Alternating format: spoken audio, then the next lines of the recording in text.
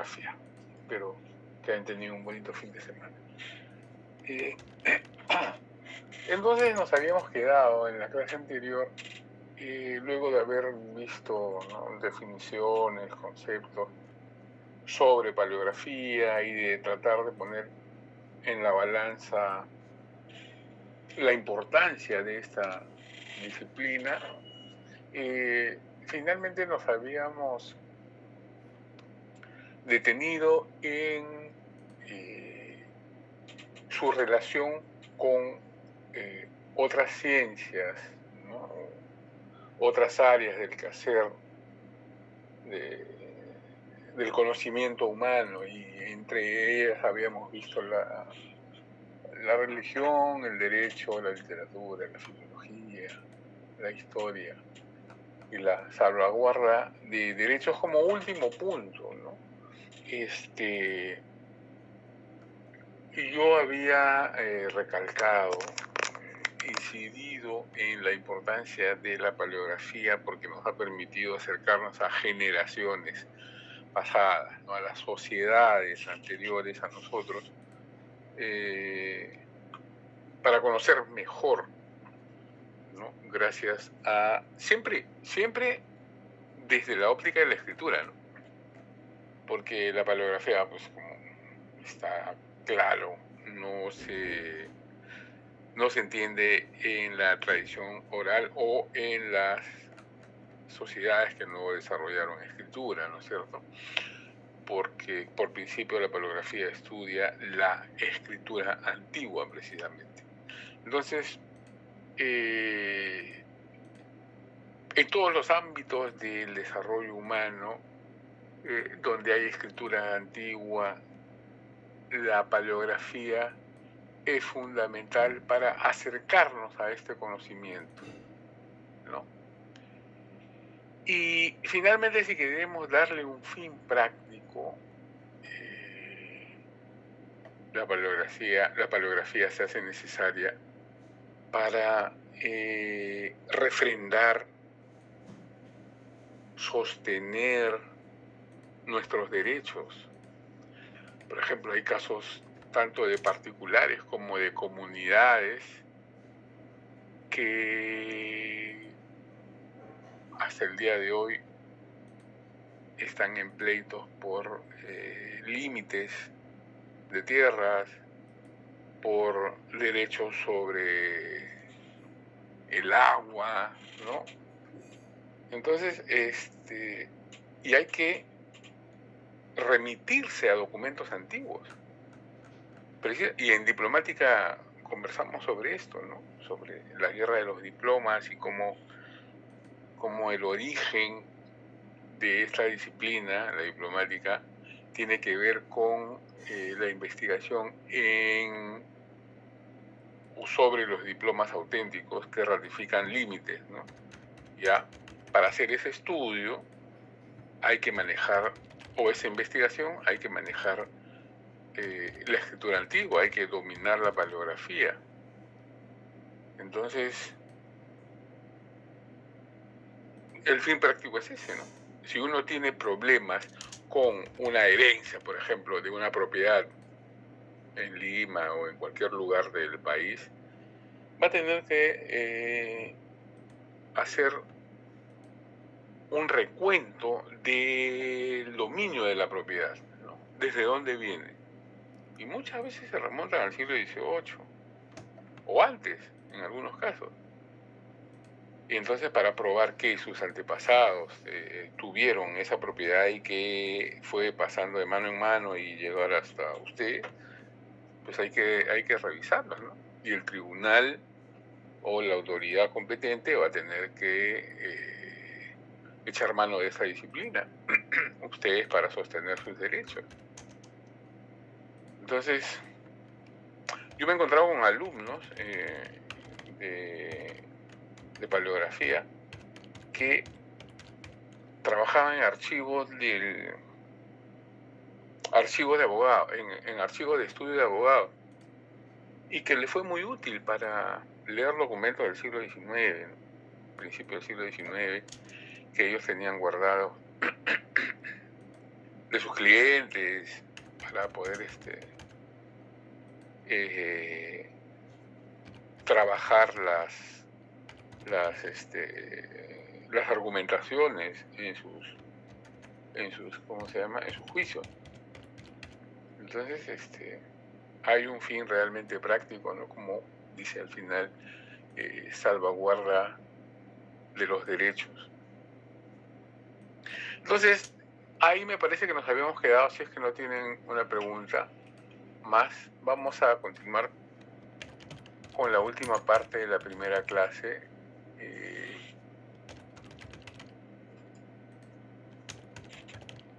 Profesor. Sí, dígame. Sí, profesor, buenas noches.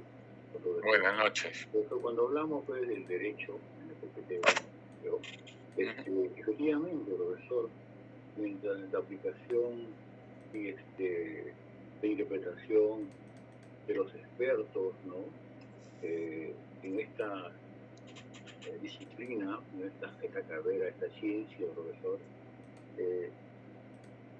va a terminar pues la validez de un derecho en esos tiempos, ¿no? Porque se acordará usted, de repente aquí un español, que en Perú hace muchos años estaba reclamando que el centro del idioma le corresponde a él. ¿El qué, perdón? ¿El qué? No lo escuché bien. Un español comentaba, había tratando de escuchar a Lima, porque una parte de Lima le correspondía a él. Ah, sí, sí. Sí, profesor, interesante. Entonces, pero no sé cómo habrá quedado, pero y así, ¿no? El uso de estas lecturas, ¿no? Que se utilizaban por expertos profesionales en el Perú, determina derechos, profesor. Sí. Y esto me hace también recordar, como dije hace mucho tiempo, trabajé en el archivo de la leyenda, encontré un documento de los primeros dueños de los terrenos del Parque de la Leyenda, que era grande, llegaba hasta más allá de San Marcos. Mire, San Marcos es inmenso, profesor. Claro. Yo estuve en San Marcos, dando una vueltita por ahí. Claro. Y este Parque de la Leyenda llegaba hasta San Marcos. Y todos los terrenos, no había helio, esa parte del Parque de la Leyenda. Efectivamente. Pero por gestiones de gobiernos, sin decir disutibilidades a nadie, eso se ha dado, pues, se ha repartido los terrenos del Parque de la Leyenda, pero esos documentos históricos, señor profesor, nos dejan un bagaje de historia que a veces conocemos, ¿no? Y es importante hacer recordar que la historia refleja pues acontecimientos que son pues dejados pues, ¿no? En diferentes formas de lectura o gráficos para entender, señor profesor. Por eso era mi intervención respecto a eso. Le agradezco porque estos casos se tornan muy gráficos, ¿no? Y ahora me viene a la mente que es patrimonio de la nación y próximamente va a ingresar, se va a postular a Memoria del Mundo un documento importante que es el testamento de Pedro Manuel, el griego, que es propietario, es un documento del siglo XVII, del primer tercio del siglo XVII incluso, que se trata de una donación de sus tierras donde se produce el pisco, ¿ya? Entonces, este documento es el documento escrito,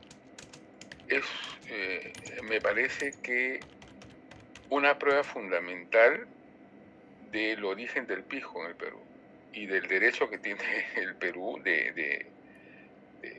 además del origen, de la denominación de origen, un documento escrito, por escrito, ¿no? Que refrenda los derechos que tiene el Perú sobre el pisco como denominación de origen, además de unos mapas que existen con el nombre de pisco, ¿no? Y eso ahora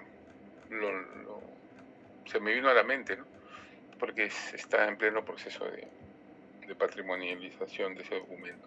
Entonces, son derechos que afectan tanto a individuos como a colectivos, en este caso del Perú, ¿no? Efectivamente, la propiedad rural, propiedad urbana, temas de derechos nacionales, sí, es importante. Muchas gracias por esa. Una consulta, señor profesor, que usted es un experto en estos temas. Yo hace muchos años, de casualidad, me dijeron que podía llevar un diplomado.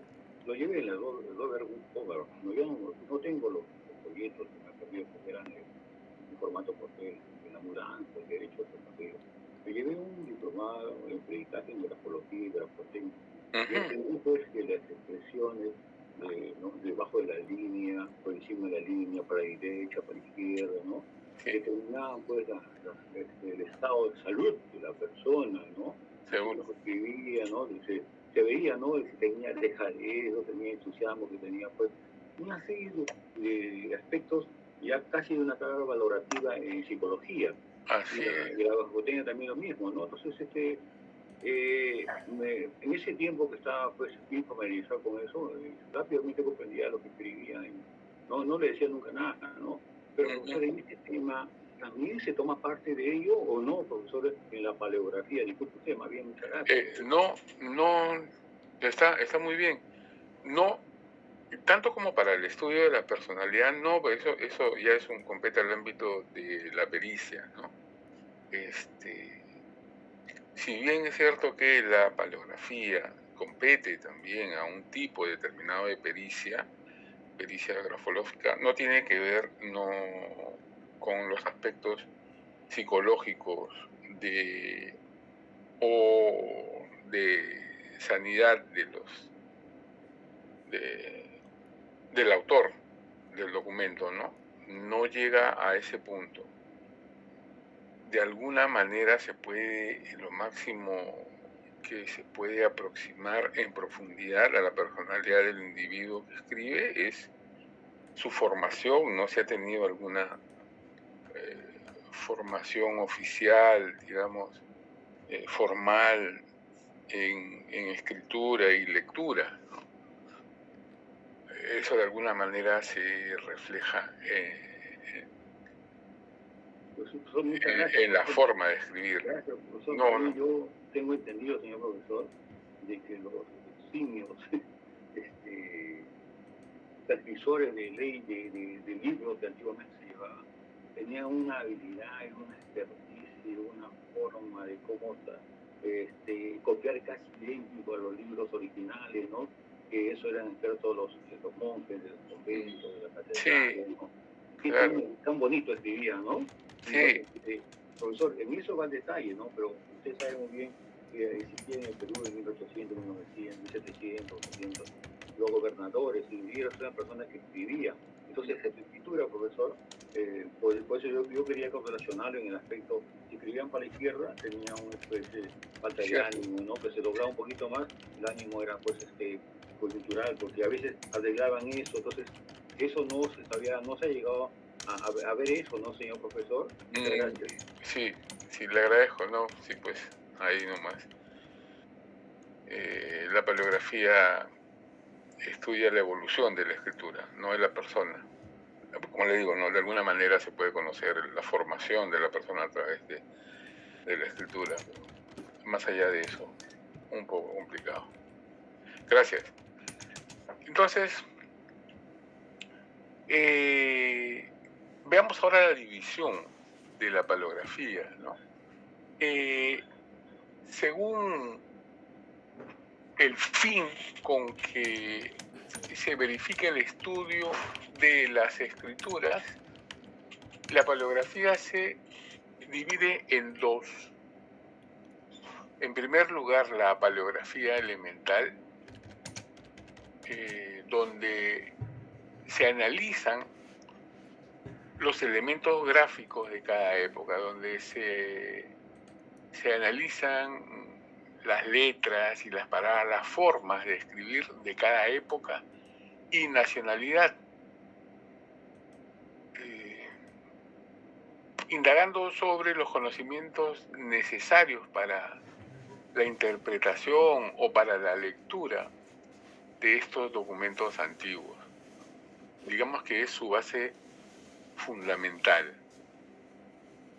La paleografía elemental te ofrece las herramientas para leer las escrituras de cada época. ¿Ya? Y en segundo lugar, la paleografía crítica. La segunda división es la paleografía crítica. Aquí, efectivamente, ya sirviéndose de esos datos, juzga respecto de la autenticidad de dichos monumentos escritos y le asigna, lo data, le asigna fecha a partir del análisis del carácter de la escritura. Entonces, tenemos que la paleografía elemental nos sirve, hablando mal y pronto, para leer documentos de diversas épocas. Para leer. Y la segunda, la paleografía crítica, o sea, una vez sabiendo leer, si queremos dar un paso más allá, ese conocimiento nos va a servir ya en a darle un juicio de valor. Exacto, ya en un ojo crítico, ¿no? Ya cuando se ha desarrollado ese juicio, ok, no solo te quedas en la lectura y en la comprensión, sino también puedes ir más allá. Puedes decir, esta letra corresponde a tal época, esta cursiva, esta uncial, esta capital, ¿no?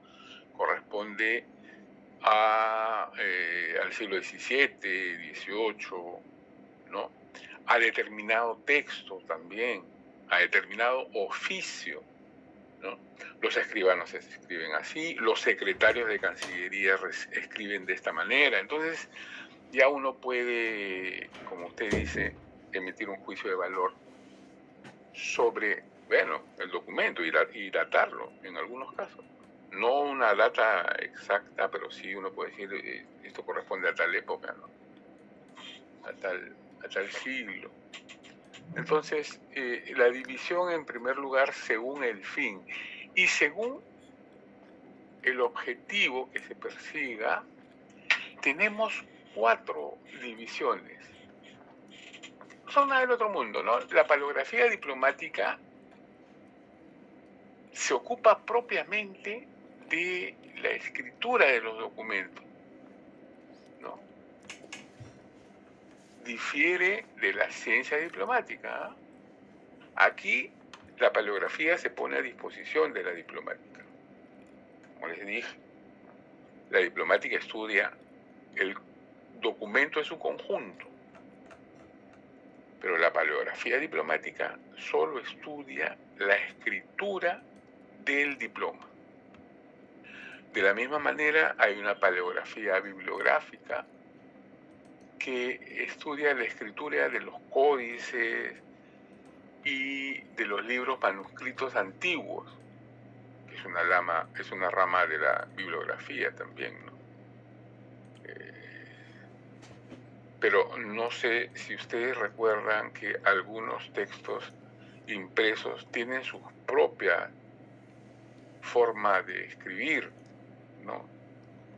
La F de Feo o de Fernando en lugar de S, ¿no?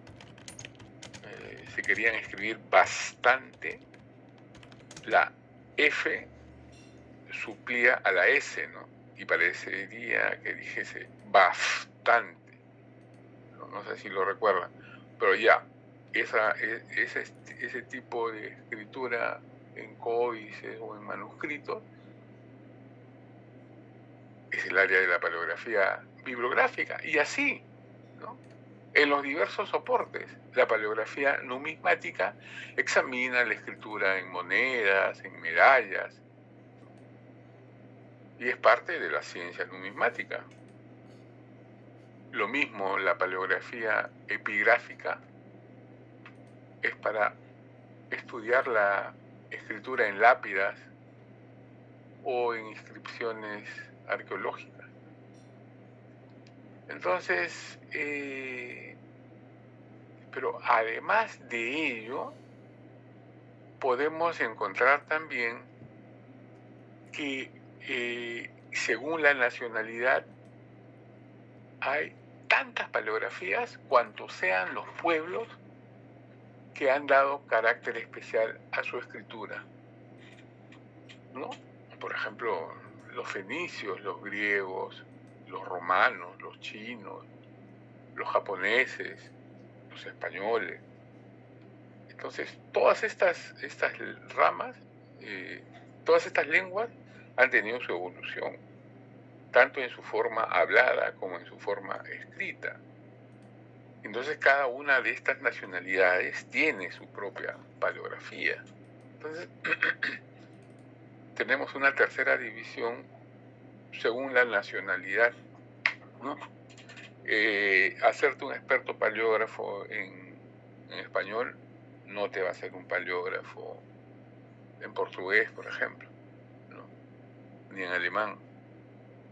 Entonces, cada lengua tiene su característica determinada de investigar, de hacer paleografía, ¿no? Bueno, según la cronología, también hay divisiones. Así, digamos, esto ya van cerrando el coto, ¿no? Así tenemos la paleografía en la Edad Antigua, que es, en nuestro caso, del mundo occidental, va pues Grecia, Roma, hasta la ruina del Imperio Romano de Occidente, ¿no? Luego tenemos la paleografía de la Edad Media, que es desde el siglo VI hasta el siglo XV, hasta fines del siglo XV, y algunas veces no se difiere, no difieren tanto las escrituras, de tal manera que, por ejemplo, en el caso de la paleografía de la Edad Media, se puede seguir estudiando hasta las letras del siglo XVI y XVII en algunos casos, ¿no? En algunos países, porque casi no difieren de las usadas en los últimos años de la Edad Media. Y tenemos también la paleografía de la Edad Moderna, que incluye escritura de los siglos XVIII y XIX, aunque para algunos el siglo XIX ya está fuera de los límites de la paleografía. ¿Por qué? Porque en España, por ejemplo, ya para el siglo XVIII, la segunda mitad del siglo XVIII, ya se ha establecido las normas de escritura, ¿no? Ya se han definido los temas gramaticales, sintácticos. Entonces, el lenguaje escrito ya no sufre mayor modificación. En cambio, en la realidad hispanoamericana, esto no ocurre, ¿no? Aquí la escritura sigue evolucionando. Por motivos que vamos a entrar en detalle en su momento, pero en América, cuando ingresa la escritura en el siglo XVI, ya en Europa, en el español, se estaba afianzando mejor, ya habían salido normas, cierta normatividad para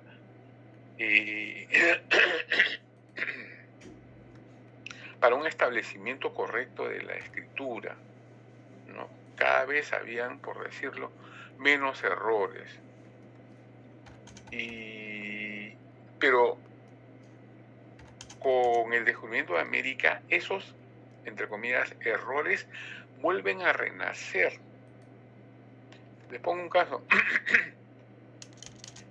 No sé si se los he comentado en algún momento en Diplomática, pero los escribanos encontraron un truco para que ingresen más dinero a sus arcas.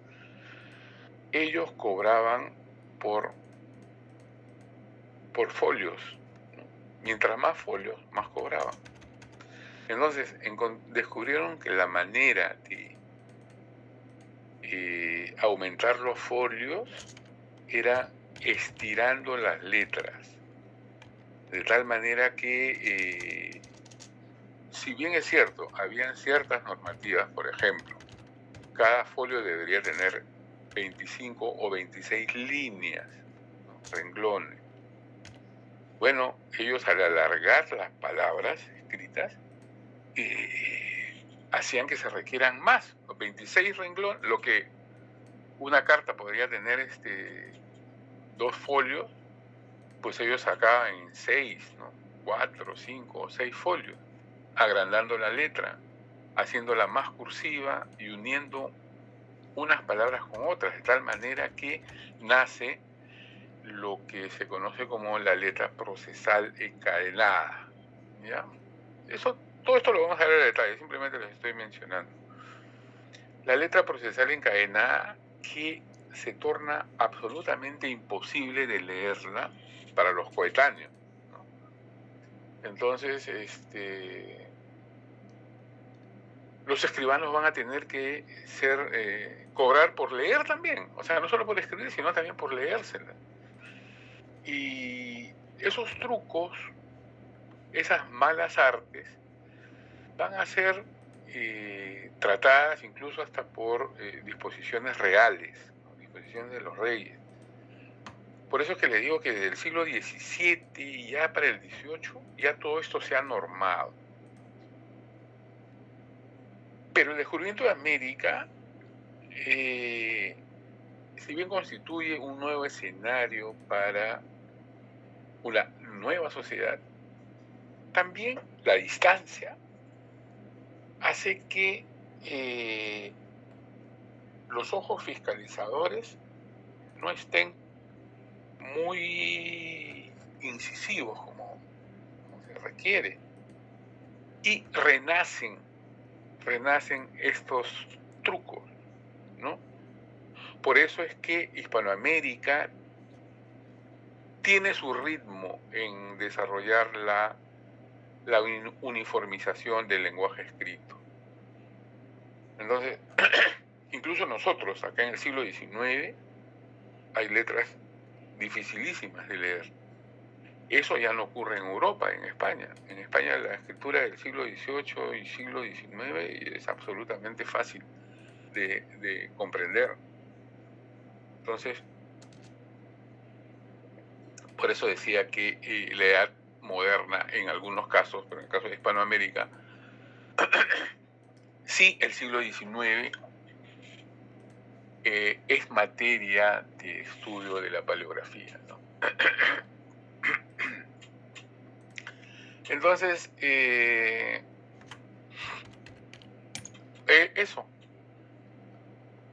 esa división.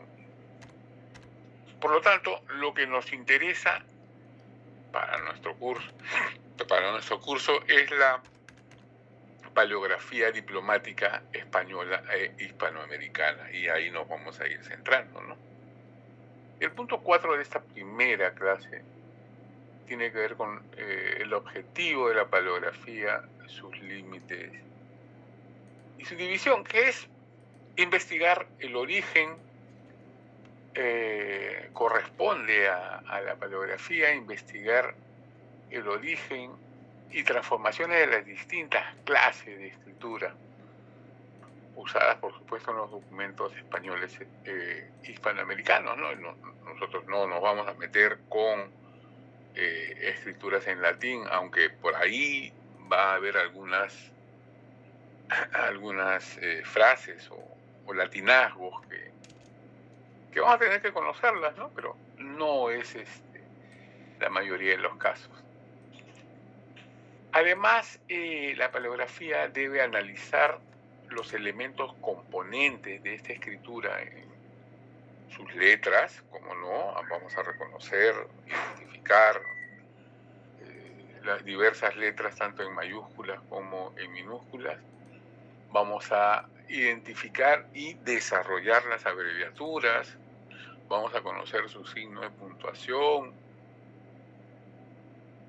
la nomenclatura, la numeración, los sistemas de numeración, que aparentemente es fácil, pero yo me he encontrado con muchas personas que tienen problemas con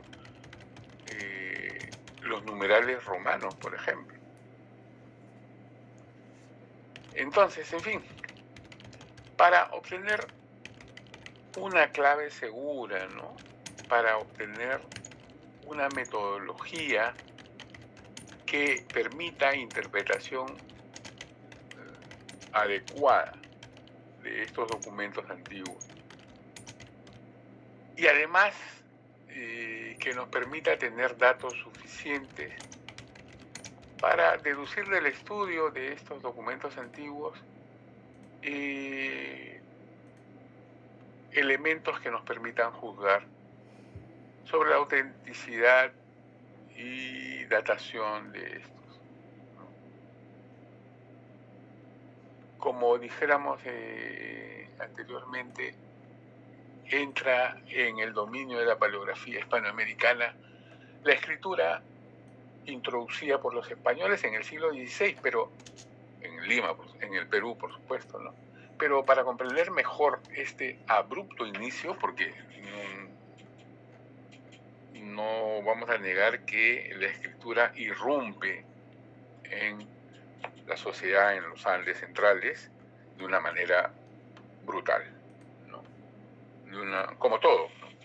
Como todo, se establece a rajatabla una nueva estructura social con todos sus elementos, con los pros y los contras que podemos suponer y de hecho conocemos, ¿no? Entonces, como le decía, para comprender mejor este abrupto fenómeno de la escritura, debemos remontarnos brevemente a la escritura en España, ¿no? A estos bemoles que tiene la escritura en el viejo continente.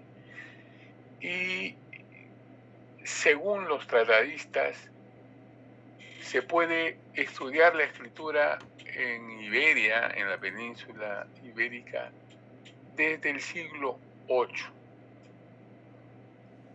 Vamos a salir de esta diapositiva. Creo que tenemos break, señorita Anchelia, amigo. Tenemos un break a 8:15, profe. 8:15. Ya, muy amable, tenemos 10 minutos. Entonces, ¿dónde estoy? Profesor, disculpe, una consulta. Había dígame. comentado que la paleografía de la edad antigua era de un ciclo a otro. ¿Qué ciclo había mencionado? No llegué a...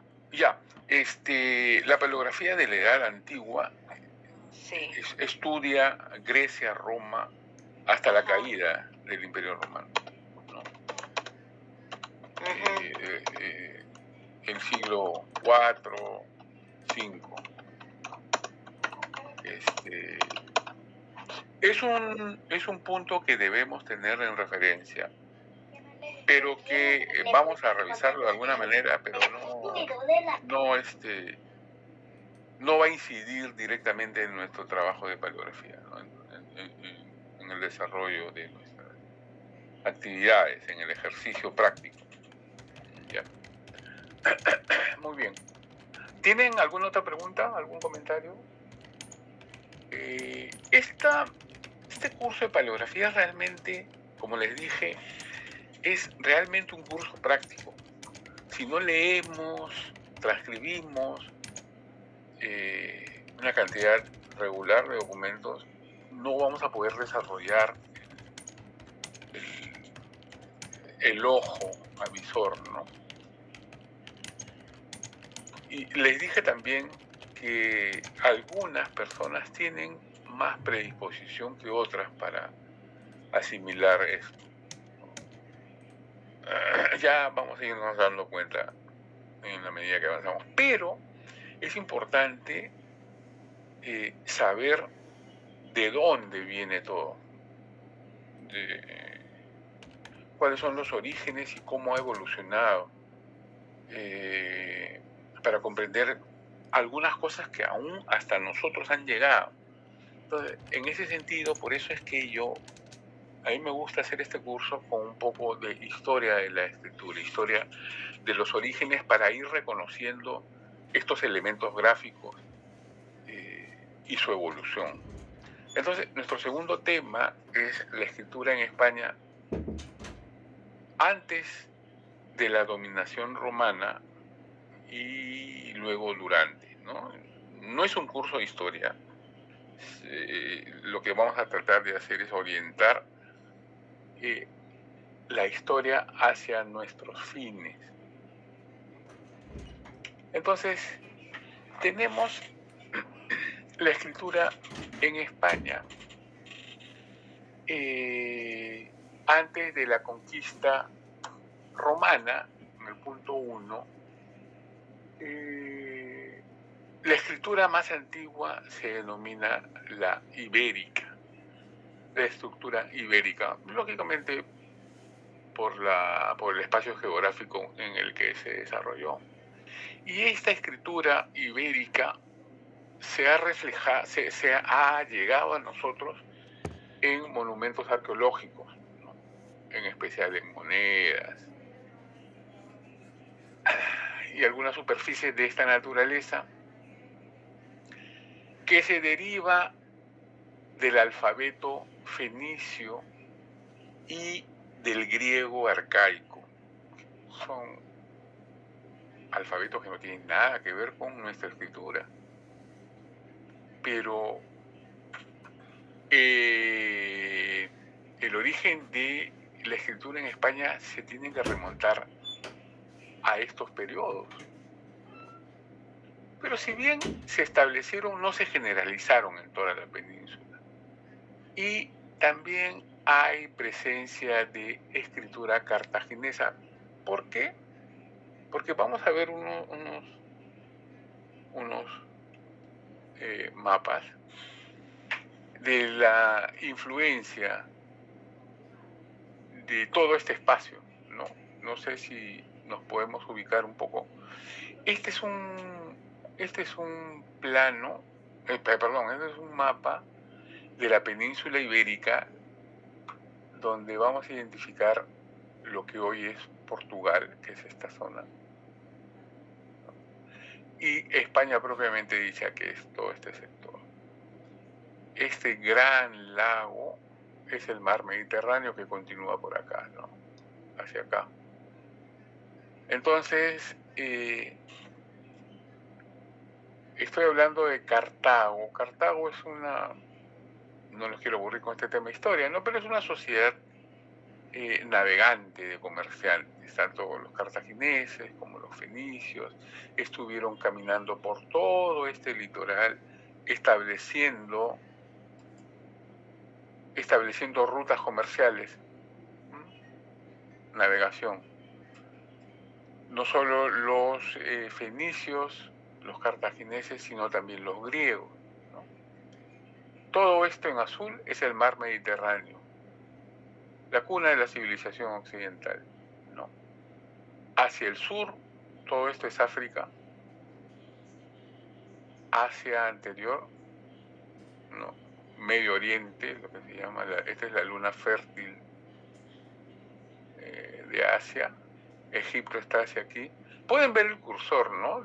Pueden ver el cursor de mi computadora. Sí, profesor, sí se ya. Sí, profe. Muchas gracias. Entonces, la civilización nace aquí, la que conocemos, ¿no?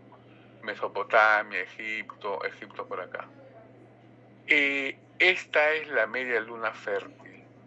De aquí empiezan los circuitos comerciales, ¿no? Desde antes de los griegos incluso, ¿no? Los fenicios llegan hasta las costas del sur de España y del norte de África buscando metales. España se constituye en una fuente de, ¿cómo se llama este? De azogue, ¿ya? Y que es fundamental para el tratamiento de otros metales. Entonces, buscando rutas comerciales, van dejando no solo colonias, asentamientos, que no llegan a ser poblaciones, no llegan a ser fundación de ciudades, sino simplemente almacenes, ¿no? de estos viajeros, pero en la medida que van creciendo, van estableciéndose también aquí de manera permanente, como le digo, sin llegar a ser grandes ciudades, pero están dejando también sus rasgos culturales, ¿no? Entre ellos, usted sabe que los comerciantes son los que primero manejan los tipos de cambio, por ejemplo, las monedas, ¿no? No todo es transacciones, no todo es intercambio de mercaderías, sino ya se hace necesario un circulante. Y los fenicios fueron los que crean las monedas, ¿no? El cambio monetario, el papel moneda. Y entonces están llevando estos aportes a todo el Mediterráneo. Y también su escritura y su lengua. Pues no solo los fenicios, sino también los griegos.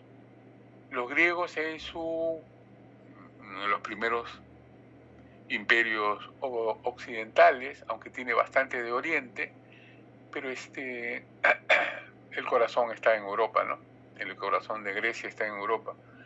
Y este imperio llega hasta Occidente y Oriente, hacia el oeste y el este.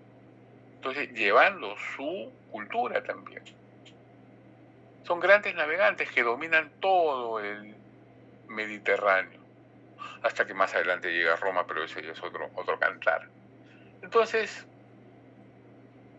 estos señores están llevando su cultura a todos estos ámbitos. Entonces, lo que nos corresponde es Iberia. Pero en Iberia también hay poblaciones propias, poblaciones locales, ¿no?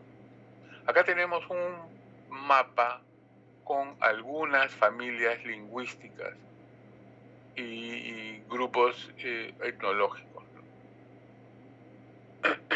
que tienen su forma de expresar. De repente no tienen escritura, pero sí tienen sus lenguas. Entonces, ustedes deben comprender que, por ejemplo, en los Andes, cuando digo Andes, Andes centrales, no me refiero solamente a la sierra del Perú, no me refiero solo a la cordillera, sino cuando se habla de los Andes centrales, se habla de todo el espacio que articulan los Andes. Los Andes es la columna vertebral tanto de la costa como de la vertiente oriental. Profesor, disculpe. Dígame, ya estamos en... Sí, estamos en horario de break. Ya. Bueno, entonces nos vemos en 15 minutos. Sí, profesor. Ya, muchas gracias. Disculpen. Gracias.